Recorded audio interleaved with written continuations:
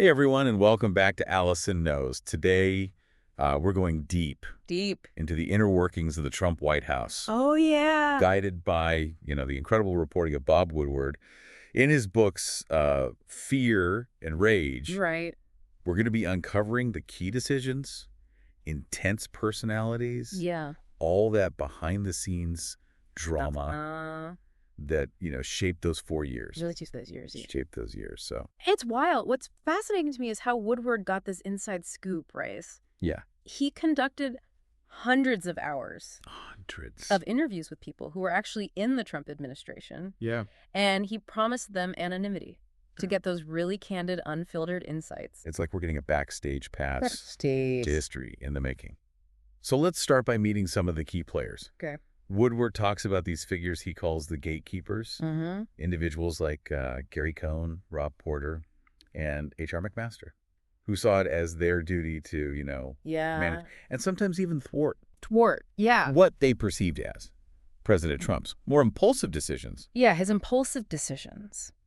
If you connect this to the bigger picture, Uh-huh. you can see how this dynamic creates a whole new layer of tension and complexity Yeah. within the White House. Right. You have these unelected officials essentially wrestling with the will of the elected president. That's a great point. I hadn't considered that before. Take Gary Cohn, for example, Okay. Trump's chief economic advisor, Yeah. and a Democrat in a Republican administration, Interesting. no less. Woodward recounts this Yeah. almost unbelievable story Yeah. of Cohn literally removing documents What? from Trump's desk Wow. to prevent him from signing them. That's bold. What's so compelling about this is what it reveals about Kahn's mindset. Yeah. He reportedly said, "It's not what we did for the country.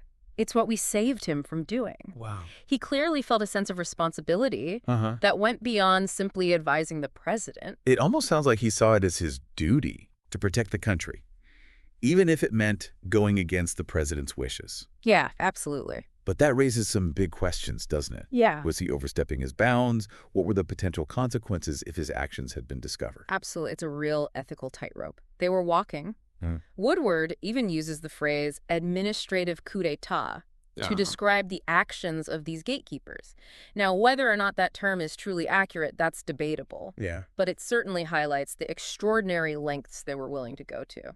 It really makes you think about the balance of power in the White House Yeah. and the unseen influence these unelected officials can wield. Right, and it also underscores the importance of having individuals Yeah. in positions of power who are willing to challenge the status quo, even when it's uncomfortable or risky. Now, shifting gears a bit, let's talk about Trump's approach to the global stage. Specifically, his interactions with world leaders. Woodward really dives into this, particularly the relationship with Kim Jong-un of North Korea. This is one of the most captivating storylines in the books. Yeah. You have this initial period of incredibly fiery rhetoric, Trump calling Kim Little Rocket Man, Oh, yeah. and then this sudden shift toward personal diplomacy. It's almost like a reality show plot twist. And then there are the letters. The lit? Woodward actually obtained 27 letters exchanged between Trump and Kim. It's incredible access. Unprecedented, really. And what they reveal is this complex dynamic. Trump seems both fascinated Mm-hmm. and frustrated by Kim. He admires his strength, his control over North Korea, but he's also deeply wary of his nuclear ambitions. And it's so different from how previous presidents approached North Korea. Trump suspended military exercises, had that historic handshake at the DMZ, even claimed to have eliminated the North Korean nuclear threat. Right, and it was all incredibly unconventional, highly personalized. It raises a big question. Did this gamble pay off? Did Trump's approach achieve any lasting results? It's hard to say for sure. Yeah. And Woodward doesn't try to give a definitive answer. He presents the facts, the actions, the statements, Yeah. and lets the reader draw their own conclusions. That's what makes his work so compelling. Yeah. He's not pushing an agenda, he's providing the pieces of the puzzle and letting you, the reader, assemble them. And speaking of puzzles, Yeah. the relationship between Trump and China Uh, is another one that Woodward really digs into. It's such a complex dynamic, full of contradictions. What's really striking is the shift over time. Initially, Trump praised Xi Jinping for his handling of the COVID-19 outbreak, but then later he accused China of deception and cover-up. Oh, why? And then you have Trump's perspective on trade, calling it the most dangerous thing there is Really? outside of religion. That's quite a statement. It is. And it really highlights how his personal beliefs about trade, Mm-hmm. his view of it as almost a threat, directly influence his foreign policy. Yeah. Trade war, the tariffs, Yeah. all of that stem from this deeply held belief. And it created so much uncertainty, both domestically and internationally. Some of Trump's own advisors, like Gary Cohn, argued that the tariffs would hurt the American economy in the long run. Right. But Trump seemed convinced that he could use them as leverage to force China to make concessions. It was a high-stakes gamble for sure. And it's another example of how Trump's personal relationships, his view of Xi Jinping as both a strong leader and a rival, played a major role in shaping his decisions. It makes you wonder if that personal element, Yeah. that focus on individual relationships, something unique to Trump's approach Yep. to foreign policy. It's certainly a prominent feature Yeah. of his presidency, and it's something that sets him apart from many of his predecessors. You know, we've been diving deep into these fascinating accounts of the Trump White House. Yeah. And I hope you're finding it as insightful as I am. But before we go any further, I want to remind you all to like and subscribe to the Allison Knows podcast. We're bringing you these deep dives every week, That's right. exploring a wide range of topics. And if you're enjoying this episode, please share it with your friends. And don't forget to check out Allison Knows on YouTube. Now back to our discussion. One of the things that really comes through in Woodward's reporting is the extent to which internal conflicts and power struggles within the White House Yeah. impacted policy decisions. Okay. And perhaps no issue highlights this more than the COVID-19 pandemic. That was such a defining moment for the Trump presidency. Sure. And Woodward provides a really detailed, almost minute-by-minute account Wow. of those conflicting viewpoints Yeah. within the administration. Right. You have public health experts like Dr. Fauci urging caution, advocating for evidence-based decision-making. And then you have Trump's desire to downplay the pandemic, to focus on quickly reopening the economy. It was a clash of priorities and philosophies. And there's that incredibly revealing anecdote Yeah. where Trump admits, I wanted to always play it down. I still like playing it down. Right. Because I don't want to create a panic. It's a fascinating glimpse into his thinking. It is. He clearly believed that projecting a sense of calm, Right. even if it meant downplaying the severity of the situation, was in the best interest of the country. But it also raises questions about transparency and public trust. Yeah. How do you balance the need to inform the public Yeah. with the desire to avoid panic? Yeah. It's a tricky line to walk. And it's made even more complex by the fact that in the early stages of the pandemic, so much was unknown about the virus. Yeah. The situation was evolving rapidly, and there were genuine disagreements about the best course of action, even among experts. It's easy to judge in hindsight, but at the time, it was a situation of immense pressure, uncertainty, and very real fear.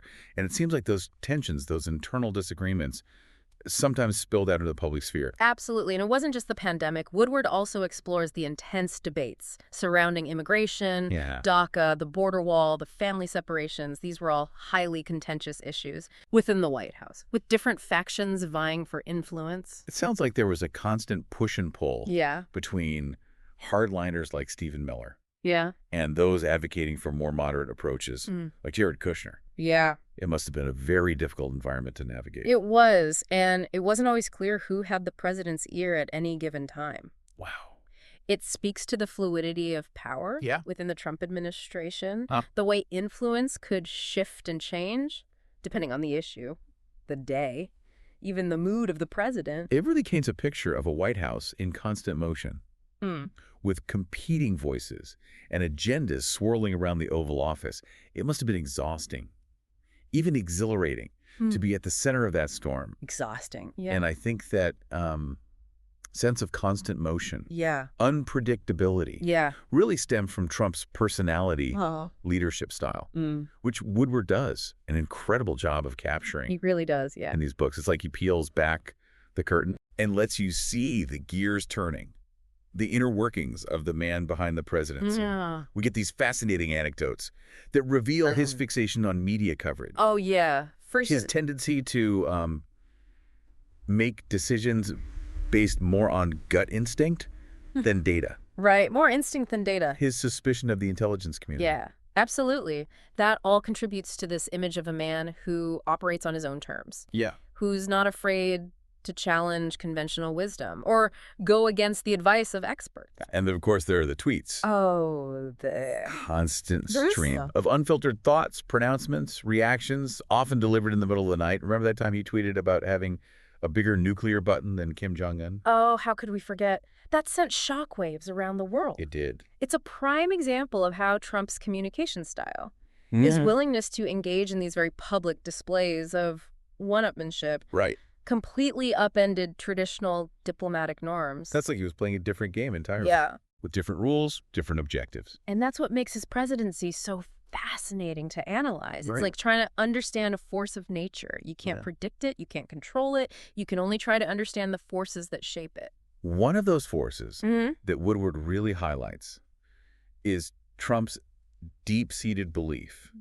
in the power of intimidation, Right. of toughness. Toughness. He seems to approach every negotiation, every interaction, as a zero-sum game Yeah. where there's always a winner and a loser. A winner and a loser. It's this constant drive to be the best to Yeah. win, whether it's in trade deals, military strategy, or even personal interactions. And it's fascinating to consider how that mindset might have influenced his decisions on more complex, nuanced issues like immigration and race relations. Woodward doesn't shy away from those topics either. He doesn't. He details the intense debates within the White House about DACA, the border wall, Yeah. the family separations. It's clear that these were incredibly divisive issues, Oh, yeah, for sure. even within the Trump administration itself. You have these hardliners like Stephen Miller, who advocated for a very restrictive approach to immigration. And then you have those pushing for more moderate solutions like Jared Kushner. Yeah. It's a constant tug of war for influence. And it's worth noting that Woodward doesn't just focus on policy debates. Right. He also examines Trump's response Mm. to moments of national crisis, Uh-huh. like the Charlottesville rally and the George Floyd protests, where the nation was grappling with these deeply rooted issues of race and inequality. And those were moments where presidential leadership, Yeah. the ability to unify and heal, was desperately needed. Woodward shows how Trump's rhetoric often inflamed tensions. Rather than seeking to bridge divides, it's a reminder of how powerful presidential words can be and how important it is to choose them carefully. It's about more than just policy. It's about setting a tone, creating a space for dialogue and understanding.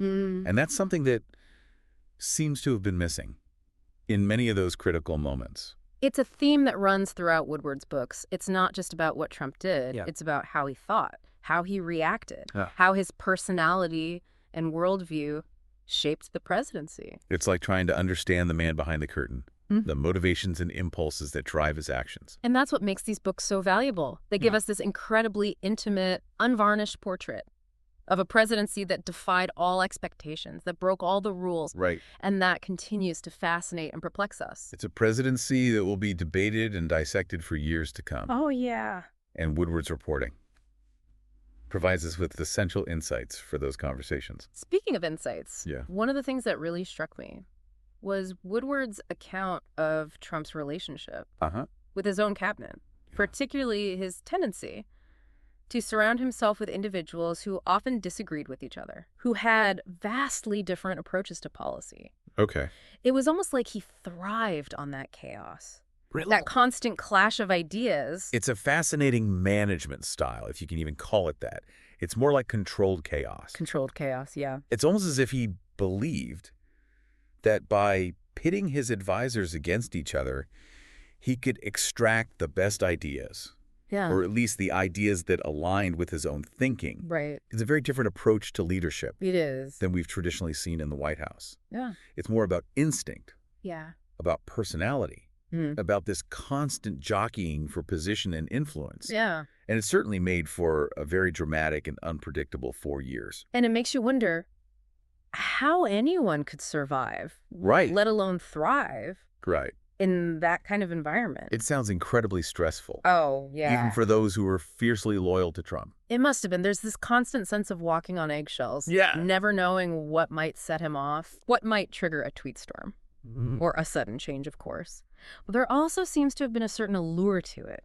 Really? This sense of being at the center of the action, of being part of something historic, Right. even if it was often chaotic and unpredictable. It's that mix of fascination and fear that keeps drawing us back to the Trump presidency. It's a story that's full of contradictions, of larger-than-life personalities, of moments of both brilliance and blunder. And it's a story that continues to shape our understanding of American politics, of the power of personality, and of the fragility of our democratic institutions. Speaking of fragility, one of the things that Woodward really highlights is how Trump's presidency tested the guardrails of our democracy, Yeah. the norms and conventions that have traditionally guided presidential behavior. Right.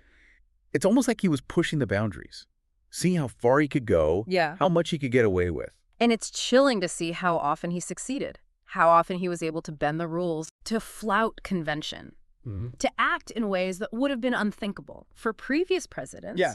It raises some very uncomfortable questions about the future of our democracy, about our ability to withstand these kinds of assaults on our institutions. It's a sobering thought, Yeah, and it's one that I think we all need to grapple with as we move forward. absolutely. And it's a reminder that democracy is not a spectator sport.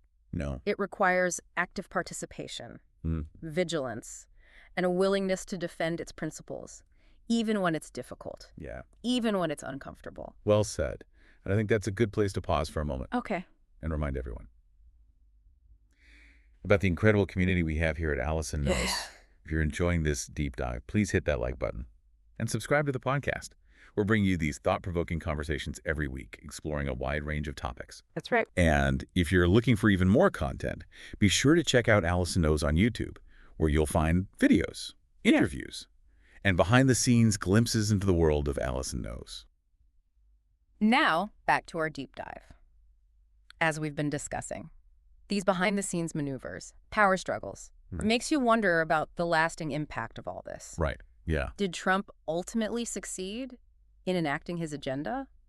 Or did the system, in a way, contain him? That's the million-dollar question, isn't it? And it's one that historians will be debating for decades to come. Yeah. What's fascinating to me is this idea that despite the chaos, Right. the constant upheaval, the system, in many ways, did hold. So you're saying the institutions of government, Yeah. the checks and balances, the norms and traditions Yeah. of American democracy, they all endured, even when tested by a president who often seemed to disregard them. Precisely. Now, that's not to say there weren't consequences. There were. But the core structures of our democracy remained intact. Yeah. It's a testament to their resilience. That's actually a hopeful thought, isn't it? It suggests that even in the face of great challenges, our democracy is stronger than we sometimes give it credit for. It does offer a glimmer of hope, but it also raises some tough questions. Okay. Did the system's resilience come at a cost? Did it come at the expense of effectiveness? Yeah. Of unity? Of Yeah. public trust? Right. These are things we need to grapple with as we move forward. It's like we've gone through this intense stress test, Yeah. and we're still standing, but maybe a little bruised and shaken. A very apt analogy. And I think one of the most significant areas where we saw those bruises, those cracks in the foundation, was in the realm of information. Woodward's books really expose the susceptibility of our system Yeah. to misinformation and disinformation. We see this play out repeatedly, whether it's Trump's obsession with fake news Right. or his willingness to embrace conspiracy theories. It's like the lines between fact and fiction Yeah. became increasingly blurred. And it wasn't just Trump himself. We also see how social media and the 24-hour news cycle can create these echo chambers where people are only exposed to information that confirms their existing biases. It's a breeding ground for polarization and division. It makes it incredibly difficult Hey. to have reasoned, nuanced debates about complex issues. Right. Everyone retreats to their corners, armed with their own set of facts. Yeah. And any attempt at dialogue just devolves into shouting. That's the danger. And it's one of the most pressing challenges facing our democracy today. For sure. How do we ensure that people have access Yeah. to accurate information? Right. How do we cultivate a culture of critical thinking and civil discourse? It's a daunting task, for sure. It feels like we're all bombarded with information from all sides. Yeah. And it's hard to know what to trust, who to believe. And that's where critical thinking comes in. It's about developing the skills to evaluate information, to question sources, to consider different perspectives. It's about recognizing that truth is rarely simple, rarely black and white. It's about being willing Yeah. to challenge our own assumptions, Uh-huh. to be open to the possibility that we might be wrong. Yeah. And that's not always easy, No. especially in a world where we're constantly being told what to think, what to feel. It's about reclaiming our agency, Yeah. our ability to think for ourselves. Right. And it's about recognizing that we all have a role to play in shaping the future of our democracy, in ensuring that it's a future grounded in truth, in reason, in respect for one another. Beautifully said.